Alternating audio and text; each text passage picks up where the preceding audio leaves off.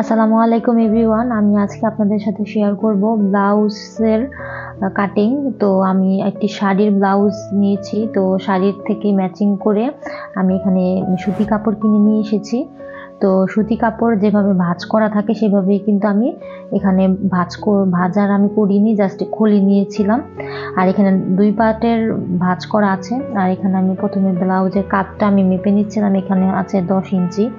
তো আমি এখানে 6.5 ইঞ্চিতে একটি দাগ দিয়ে দিব কাঁধ আর গলা সহ। আর গলার মাপটা দিয়েছি হচ্ছে 2.5 ইঞ্চি।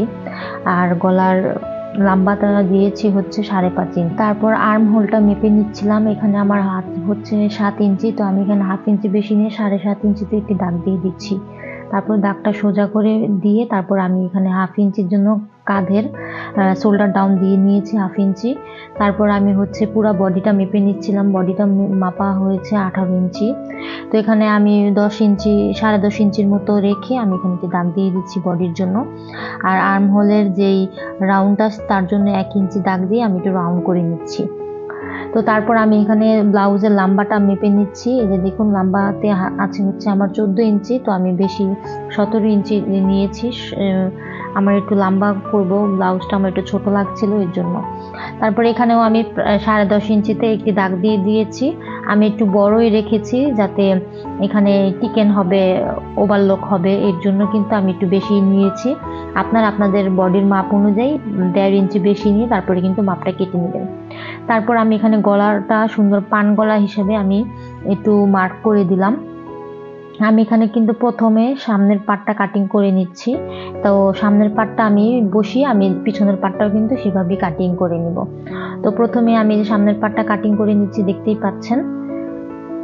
আমি এই ব্লাউজের মধ্যে সামনে আর হচ্ছে পিছনের নিচের সাইড থেকে দুইটা করে 4টা টিকেন ইউজ করব। তো আমি সামনের পাটে কিন্তু বেশি টিকেন ইউজ করব না, যেহেতু এটা একটি কাতান টাইপের কাপড়ের মধ্যে আমি করছি, তো সেটা মেনটেন করাটা অনেক কষ্টের। আর হচ্ছে এটা যখন আপনারা পরবেন টিকেন ছাড়া, তো বুঝাই যাবে না যে আপনারা টিকেন ছাড়া এই ব্লাউজটা পরেছেন, আর কমফোর্ট ফিল হয়। আর এই যে দেখতেই পাচ্ছেন আমি কিন্তু সামনের পাটটা বসিয়ে আমি এখন পিছনের পাটটাও কিন্তু কেটে নিচ্ছি। আর গলার জন্য কিন্তু আমি এখানে 4 ইঞ্চি মার্ক করে গোল গলা পিছনের সাইডে দিব। আর আপনারা যদি টিকেন দিতে চান তো সেভাবেও কিন্তু এই ব্লাউজের মধ্যেও কিন্তু টিকেনটা দিতে পারবেন। তো এর জন্য কিন্তু সামনের পার্টে 1 ইঞ্চি বেশি কাপড় নিতে হবে, এতে করে কিন্তু সামনের পার্টে আরো 4টা সামনের দিক থেকে কিন্তু টিকেনটা দিতে পারবেন। এর জন্য কিন্তু আমাদেরকে 1 ইঞ্চি কাপড় বেশি নিতে হবে।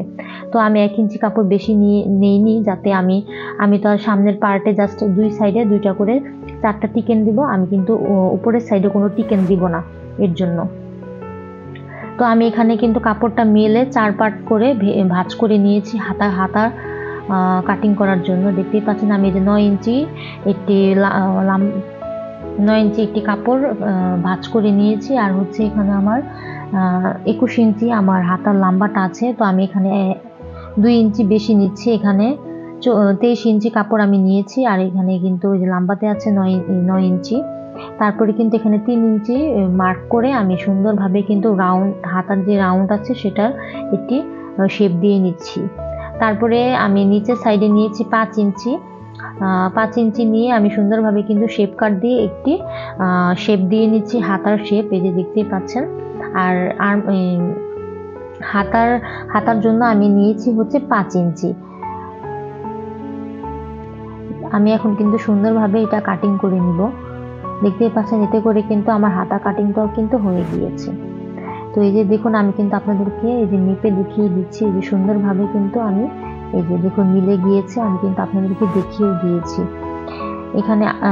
তারপরে কিন্তু আমি যেই শাড়ির যে কাতান কাপড়টা আছে সেটি কিন্তু আমি এখানে এই যে মেলে আমি 4 পার্ট করে নিয়েছি। এই যে এখানে দেখুন একটা লেস দেওয়া আছে, এটা কিন্তু হাতার মধ্যে বসবে, তো সেটা কিন্তু লক্ষ্য রাখতে হবে। তারপরে এই যে আমি এখানে বসিয়ে আমি কিন্তু এখন হাতার যে আস্তরটা আমি কেটে নিয়েছিলাম, তো সেটা কিন্তু আমি বসিয়ে জাস্ট আমি এখন মেন কাপড়টা কিন্তু কেটে নিব।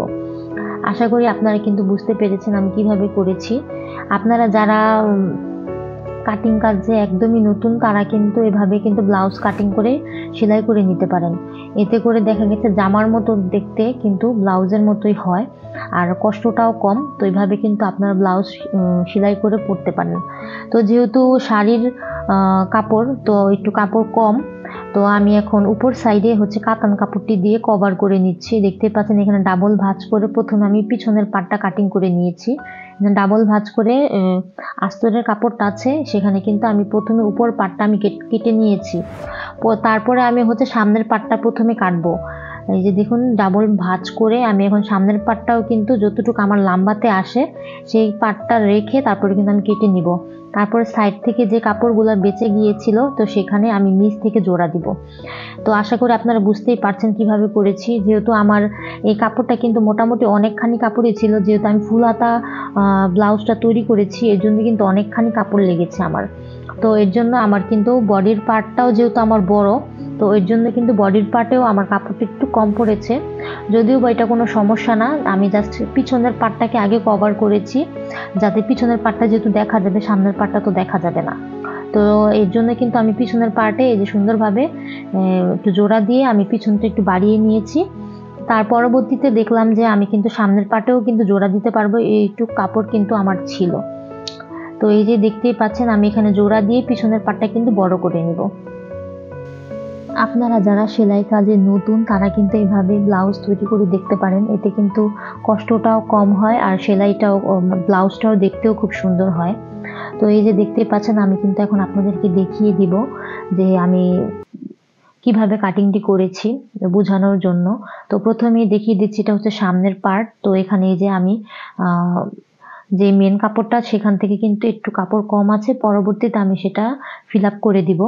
একটু কাপড় আমার বেঁচেছে। তো এই যে এটা হচ্ছে হাতা আর হচ্ছে হাতার আস্তরের কাপড়টা। খুব তাড়াতাড়ি আমি আপনাদের সাথে এই ব্লাউজের সেলাইয়ের ভিডিওটাও কিন্তু শেয়ার করব, তাহলে কিন্তু আপনারা একদম ক্লিয়ার হয়ে যাবেন। আমার ভিডিওগুলো আপনাদের কেমন লাগে সেটি কিন্তু কমেন্টের মাধ্যমে অবশ্যই জানাবেন। সবাই ভালো থাকবেন। আসসালামু আলাইকুম।